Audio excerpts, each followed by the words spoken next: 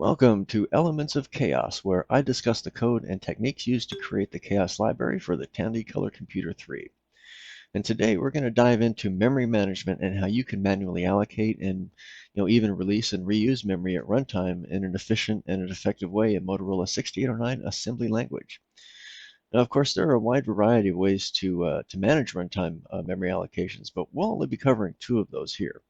The first approach that we're going to jump into is a minimalistic memory allocator that allows you to allocate variable sized blocks of memory, but does not allow for freeing or returning the memory. Now that might sound a little limiting, and it is, but it's also incredibly useful. Take Space Pirate Kumiko, for example. Now in that game, when I start a new stage, I initialize a temporary heap of around 6K in size using an allocator that works just like that one. Now, when I load certain pieces of the stage data, I request memory from the allocator and load the data into that memory. Now, after that's done, I allocate even more memory so that I have something for game elements like spaceballs and projectiles and anything else that the stage requires. Now, the reason for this is that the game engine won't know ahead of time what the details for that stage will be. Now, in the case of Kumiko, there is no need to free the memory I allocate until the end of the stage, at which point the memory and the allocator are no longer needed, and I just reinitialize it if I need to. Now, this allows me to have multiple stages, each with their own unique memory requirements. So let's take a look at how we might implement an allocator like this. Now, first thing we're going to do is we're going to define a data structure to hold all of the information needed to manage a chunk of memory. Now, we're going to call it minimal heap. Now, to manage the state of the allocator, we need at least two data members. Okay, the first is named memstart and contains the starting address of available memory, and the second is named memend and contains the address of the end of free memory. Yeah, pretty easy. So now we need to be able to initialize or construct an instance of our allocator. Now, of course, the code for this is pretty small, and we could just drop it in our program wherever we need it, but that might not be the best idea here. Now, see, this type of functionality tends to be incredibly useful and incredibly reusable. Now, even if you only end up making a few tweaks here and there, or even on a per project basis, it can still be incredibly useful. Now, for instance, we could add another member or two to the data structure, and those members would also need to be initialized in some way. Now, if we just drop the initialization code into our application, we would need to search for each place we put it and update that code. And if we miss one, well, certainly bad things can happen, and you may not even notice them right away. But and we are working in assembly language, so those protections do have certain limitations, but they can help reduce the impact of if anything does happen to occur. So for now, we're just going to place our initialization code and pretty much everything else in callable functions rather than dealing with things like macros and trying to be so optimal about it. So now there are three things that our function will need. Okay, first is the address of the allocator that we need to initialize, and along with the address of the start of free memory and the address of the end of free memory. And we'll also need to decide which registers to use. Now, for the address of the allocator, we're going to use the Y register. Now, this is a common theme throughout KAOS where the address of the data structure being worked on is in the Y register. Now, of course, for lower level services like allocators, there are variations of most functions that take the address of the data structure in X or U, sometimes even D. But for simplicity, we're going to use the Y register as our primary register here, just for consistency in our examples. So we also need to initialize the or get the initial values for the start and end of free memory, which will pass in the U and the X registers respectively. Still fairly simple. Now we're going to give our function a special name. We're going to call it minimal heap underscore CTOR. Now the CTOR part of the name indicates that this function is for constructing our minimal heap, or initializing it if you prefer. Now this is another common theme that you'll see throughout KAOS. And the concept of construction in KAOS is the same as it is for a variety of programming paradigms, and that is to handle the process of initializing a data structure or object or its members. Now, of course, constructing the instance is very straightforward here. We just set the address of the memstart and mem end members with the values in the U and X registers, and you're done. I mean, nothing really magical here. So now that we can define and construct an allocator, we need a way to allocate memory, and we also want to handle situations where we run out of memory.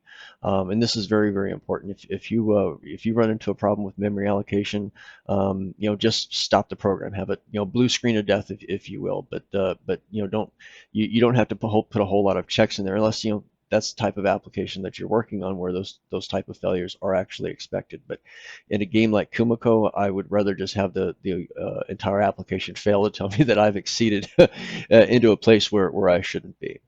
So now, and just like in our constructor here, we're going to set this up so that we pass the address of the allocator instance in the Y register.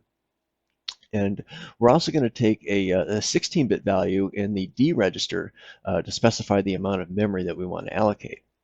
And finally, we're going to return the address of the allocated memory in the X register. Now, the first thing we do is grab the address of the start of free memory into X and stash it on the stack, since that's the value that we're going to return to the application or the call site.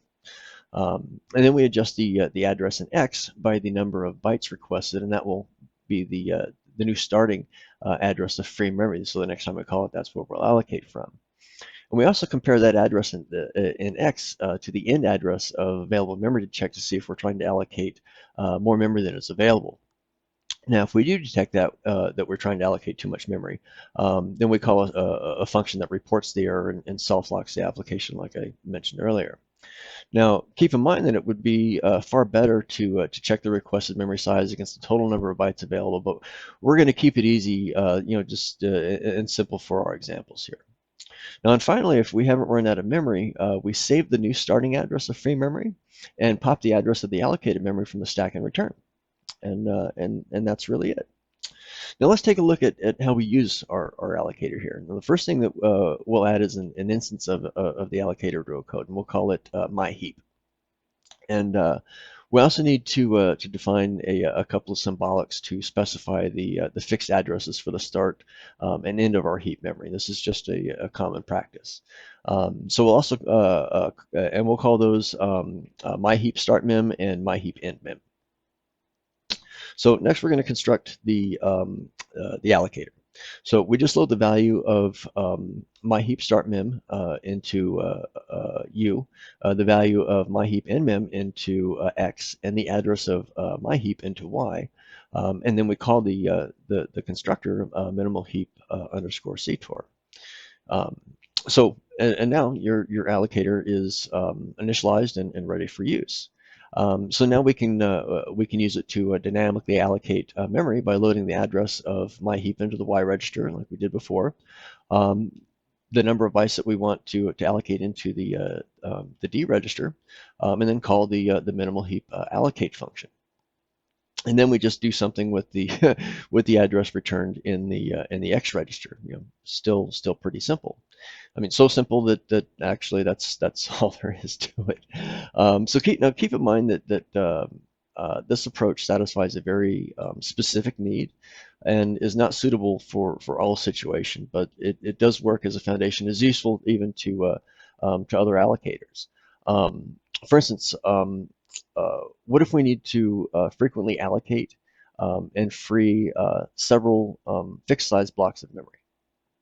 Well, we could certainly extend the minimal heap to support it in a way, let's say, higher level languages like C do, or C does, but that would likely come at a cost that we want to avoid. I mean, not only will we have to perform extra housekeeping when we allocate and free memory blocks, but we have to search for an available memory block of memory when we perform the allocation, or we have to pull it from somewhere else. So, and any attempts to reduce the searching would likely introduce additional housekeeping and impact the all around performance of memory allocation, and not to mention potential issues with memory fragmentation, which is certainly, I mean, those are all things that you want to avoid in a project like Kumiko. I mean, especially in a game like Kumiko that pushes the limits of a real color computer 3, you want certain fixed size allocations that occur during gameplay to happen immediately without having to search for an available memory block. And we also want to minimize any overhead in housekeeping when allocating or returning the memory to the allocator so that it can be reused.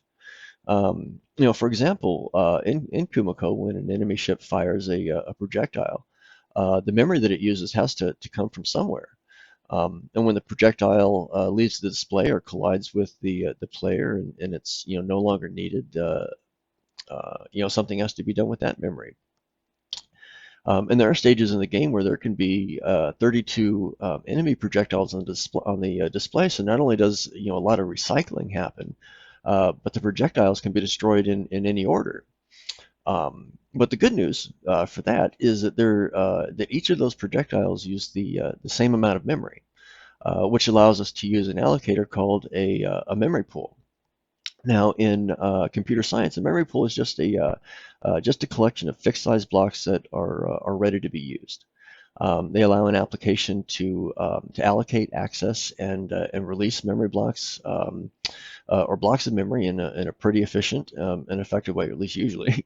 And the blocks can be allocated and released in any order. So, and you get constant time of operation out of your the vast majority of implementations. And in KAOS, though, the memory pool serves not only as a part of the library, but in the form of an executable code and macros, but it's also somewhat of a common pattern that is baked into the code of various KAOS components, like the presentation engine. In fact, the projectile layer in Kumiko does just that and has the pool baked into its own code for performance gains. So let's get started. Now, for our poll implementation, we are only going to support a fixed number of fixed size blocks. We're also going to use a singly linked list to manage the availability of the memory blocks. Now, this means that we'll have some additional housekeeping data to deal with in order to manage those available, the available memory. But in our implementation, we're going to combine that housekeeping data with each memory block managed by the pool, get some additional efficiency out of it. Now, if you're not quite following that's okay. You should have a better idea of how this works by the end of the video. So first, we should define a couple of data structures to represent the memory pool and the housekeeping data it needs. And since the pool depends on the housekeeping data, we will go ahead and start there. Now, in a singly linked list, the housekeeping data is kept in what's commonly referred to as a node, which at a minimum contains the address of the next node in the list and the data being listed. So we're going to call ours block node, and we're going to include two members. Okay, the first member is named next node pointer and will contain the address of the next node in the list. And the second is named pool owner pointer and will contain the address of the memory pool that owns the memory block. Now, the pool owner member is actually not required, but stashing the address of the owner in the node will allow us to release the block without knowing ahead of time which memory pool it actually belongs to. So you don't actually have to go out and check. You don't have to know anything special. And this will definitely come in handy later on. Now, you know what? I think we really want to be able to use this as a base type, so we can create custom nodes and kind of combine that data easily. So let's move the members into a macro. There, that should work nicely. Now, if you're not familiar with using macros to easily and cleanly achieve inheritance, check out my last video on data structures, and I'll leave the link in the description. So next, we're going to define a structure for our memory pool. Now, we'll call it block pool, and it's incredibly simple with only one member, first node pointer, which contains the address of the first node in the list. So pretty simple so far, but that's about to stop. So, but wait a minute. There is one more. We've got one more data structure to create, and that combines the members of block node with the data that we're going to be allocating the memory for. And like the last video, for our examples, we're going to stick with something simple like a sprite. Just a couple of members for the position and the address of the image, and we've also included the block node as base as the first member. So instances of the sprite can be treated as block nodes by the pool. Now that we have all of our data structures, we can dive into the implementation. And the first piece of code that we're going to tackle is constructing an instance of the block pool, or initializing it if you prefer. Now, and I must say this is actually the most involved piece of the solution. I mean, it's not too involved, but it really does require an explanation a bit beyond just the code. See, not only do we need to construct the pool, but we also have to construct the nodes containing each memory block in the pool, and we also have to initialize that list of available blocks. So for instance, let's start with empty memory from hex 100 to hex 200, and we'll use some of that to hold a block pool and say 5 sprites. So first we're going to define a symbolic called sprite count to hold the number of sprites we want. Now we'll also define a global instance of the block pool and name it my pool. And of course, we also need to reserve some space for the blocks using the size of the sprite structure and multiplying it by our count. Now, the pool only takes up 2 bytes, and each block is 10 bytes in size. You've got 4 bytes for the node members and 6 bytes for the sprite members. So the memory for the blocks will begin at hex 102 and will end at hex 134. And at this point, we can actually start looking at the block spaces as 5 individual pieces, 5 individual blocks. Now the first block will start at hex 102 and ends at hex 10C. The second block starts at hex 10C and ends at hex 116, and so on until the end. So the first thing we want to do is initialize the block pool by setting the address in the first node pointer member to hex 102. And this will be the first node in our list of memory blocks. And now we get to construct the node in the first block. And then first, we're going to set the value in pool owner to hex 100, so that we know which pool it belongs to. Then we're going to set the value in next node pointer to the address of the next block, which is hex 10C. Now we're not going to do anything with the extra members of the sprite structure, since we don't actually know what's there. It could actually be anything. It could be a sprite. It could be any type of block of data. It could be a string. We just don't know. So we're gonna leave that alone. Instead, we're gonna leave it up to other parts of the application to handle filling in those values. So next we construct the second node by setting the value in pool owner to hex 100 like we did with the first node. But here we set the value in next node pointer to hex 116, the address of our third block. And we do the same thing to the remaining blocks until we reach the last block, which is a special case because, well, there is no actual next block to point to. There is no next block. So we're going to set the next node pointer member to 0 to indicate that block 5 is the last block in the list. Now, let's dig into a little code and create our constructor for the block pool. Now, the first thing we need to do is decide what information or arguments we need to pass to the constructor so that it knows how many blocks to start with and where in memory they are. And since we're using multiple instances, or we want to use multiple instances of the block pool, we're going to pass its address in the Y register, just like we did with the minimal heap allocator. Excuse me. And we can pass the address of the memory it will use in the X register. And we'll put the number of blocks to start with in ACCA, and the size of each block in ACCB. We're also going to return the end of our block memory in the X register to help out the code that uses it. This will allow multiple block pools to be created back to back without adjusting the address of the pool memory. So this can be very, very handy during initialization for chaining stuff together. So let's get started. Now, the first thing we're going to do is ensure that we preserve the contents of the registers we're going to be using. So that's easy enough. And next, we want to set the address of the first node in our pool, which at the start of pool memory is in the X register. And now we need to construct each of the nodes, which we'll handle in a simple loop. But But we are going to jump into the middle of that loop so that only on the first node, so that we can better handle the special case of that last node. Now, on the first node that we construct, we're going to set its pool owner to the value in Y. And then we're going to decrement our block counter in ACCA and then continue the loop if it's not 0. Now, as we move to the start of that loop code, we need to finish up that first node and set its next node pointer member.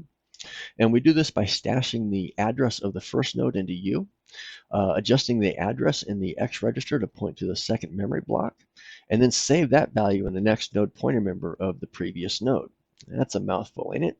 That's what she said. Now, and after that's finished, we start constructing the second node, and of course the loop continues until we reach the last node.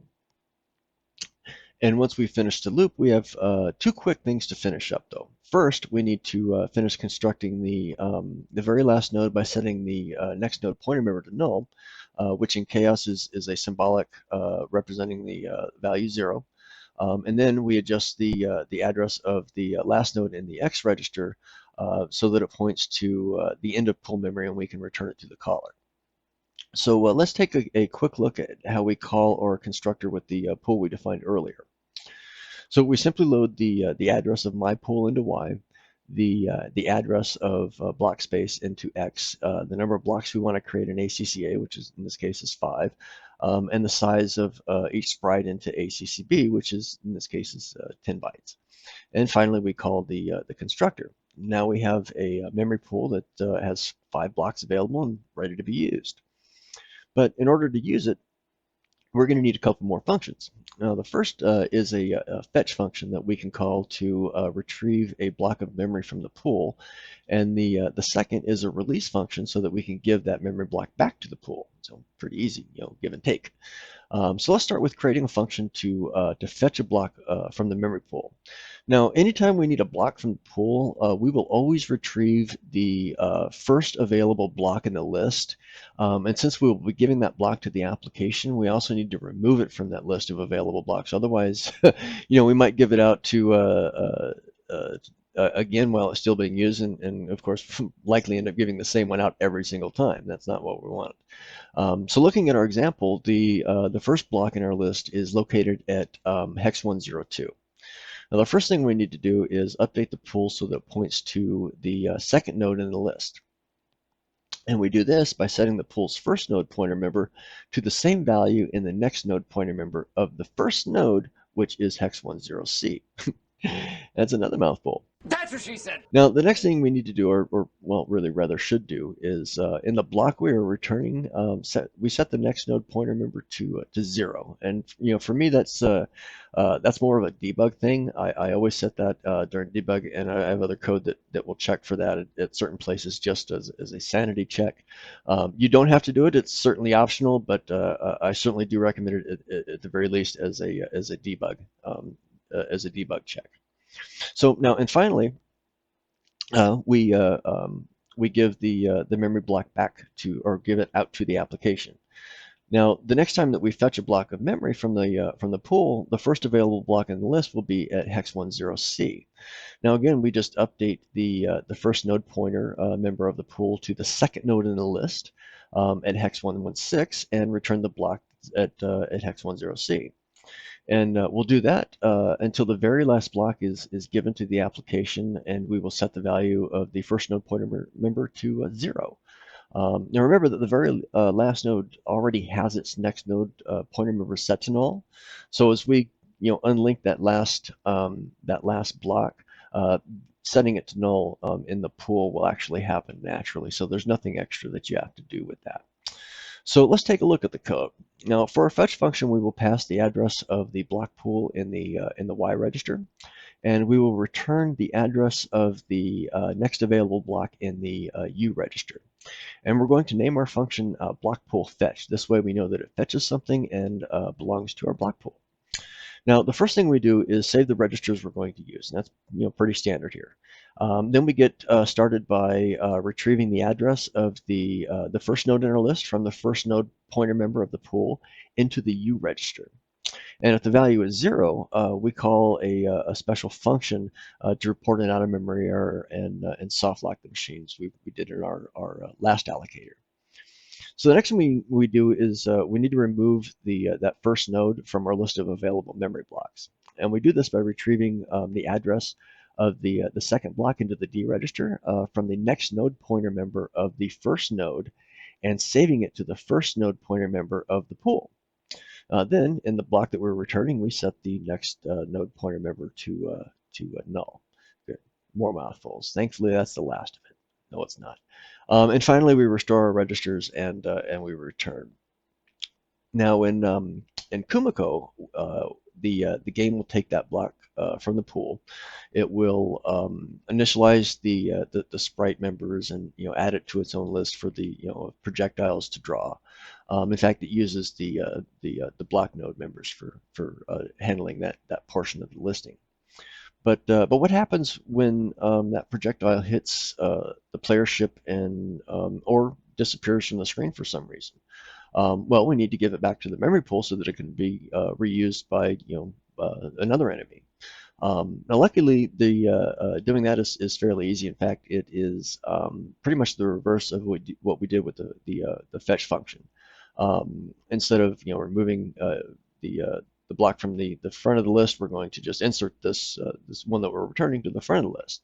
Now, for example, let's say that the third sprite that we allocated earlier hits the player ship, and we need to give it back to the pool. Well, the first thing that we need to do is take the value in the first node pointer member of the pool instance, which is 0 since the list is empty, and we set it in the next node pointer member of the block that we are adding back to the pool. Then we just we set the first node pointer member of our pool with the address of the block we are returning, which is hex 116. This effectively inserts the block at the front of the list. Now, let's say that the sprite in the fourth block that we allocated just goes off of the screen. We need to give that one back to the memory pool as well. And here we do the same thing and take the value of the from the first node pointer member, which is hex 116 now, and we set it in the next node pointer member of the block we're returning. Then we set the first node pointer member of our pool instance to the address of the block we're returning, which here is hex 120 or hex 120, and we keep doing that until we've returned them all. So let's take a look at the code to release a memory block. Now, like our other functions, we're going to use Y as our primary register, but we're not going to use it to hold the address of the block pool. The Y register will instead hold the address of the memory block that's being returned to the pool. And the reason for this is that you're much more likely to be processing the data in the memory block when it's determined that it's no longer needed. And since it's likely to also be in the primary register, at least within KAOS, we take advantage of that here. Now, since we'll be working with the address of the memory block in the Y register, we'll give the function name that reflects that, and we'll call it block node release. This way we know that we're working with a block node in our primary index register and that we're releasing it. Now, of course, keep in mind that as I mentioned earlier, functions like this in KAOS have multiple variations so that you're not fixed to the Y register. Now, the first thing we do is, of course, save the registers that we'll be using. And then we're going to get started by grabbing the address of the pool that owns the block into the X register. And now we're going to insert that the block node by getting the address of the first node in the list into the U register, setting it as the next node pointer member of the block referenced by the Y register, and then we'll set the address of the block we're returning in the first node pointer member of the pool. And then, of course, finally, we restore our registers and return. So in this case, we're not returning anything, so all registers are preserved, and that's pretty much it for releasing it. In fact, that's the last function that you need for a basic memory pool in 6809 assembly. And it certainly does come in useful. And I have functions in KAOS that of both of those allocators that have various register configurations.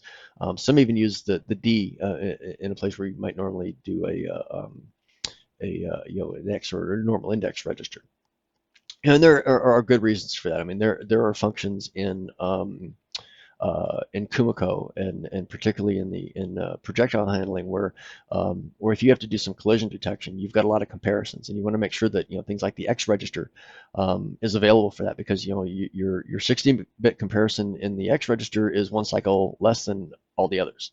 So you're always going to benefit from that. And there are for basic projectiles, there's 4 comparisons that come out of that X register usage. So there's some benefits already there with not using that. And I like to keep the U register open so that I can actually pop data off of that user stack, including the Y register or the primary, whatever that primary index register happens to be.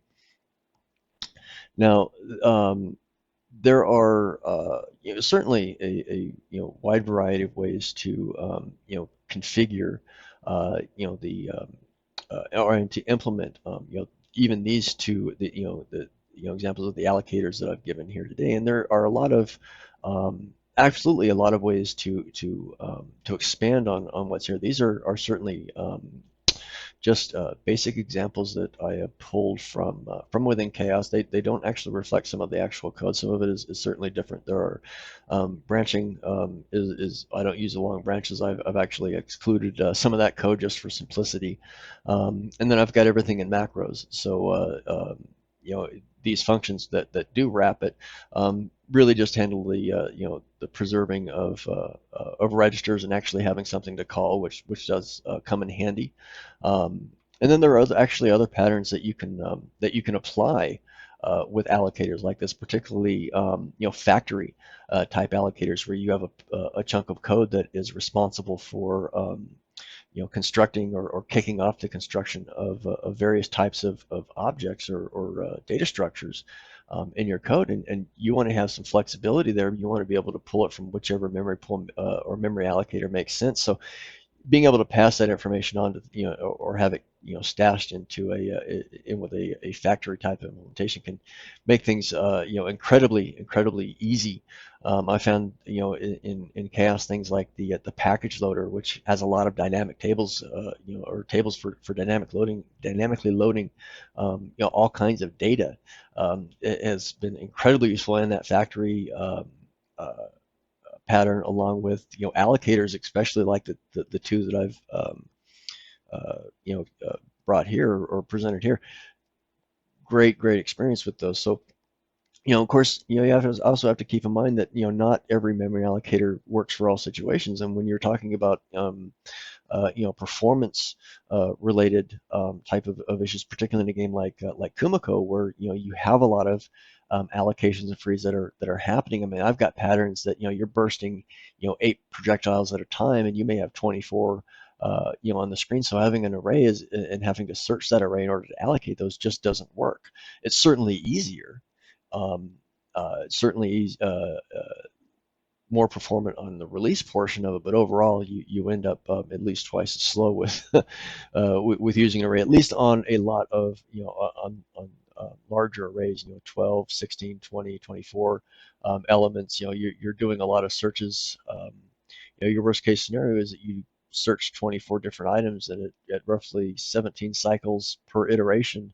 Um, that's quite a lot of cycles to be using for a search like that. Whereas something with a block pool, you get constant time operations there. You're always going to be running the same number of cycles for both your allocation and your release. That actually has a tremendous number of benefits. You just have to be conscientious and configure it just like you would any other array. It's just a lot smarter for you. So. But I'm going to leave you with actually a couple of exercises for these. And I've actually got to find a way or a place to put this up on GitHub and include some of the example code so you don't have to type it in yourself. But so there are actually a couple of things that you can do with this with both of these allocators.